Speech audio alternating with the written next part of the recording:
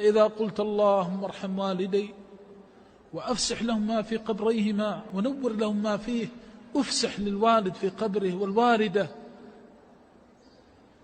فأدخلت السرور عليهما وأحسنت إليهما.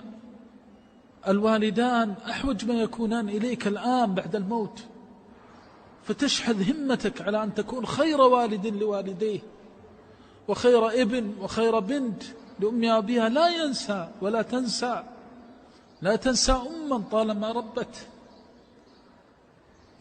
وأحسنت،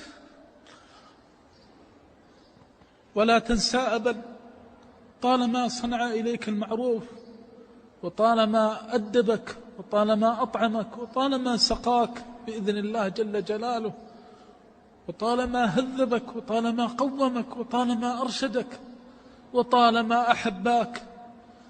مهما قسى الوالدان عليك فالله وحده الذي يعلم مقدار حبهما لك، فلا يمكن أن ينسى مثل هذين.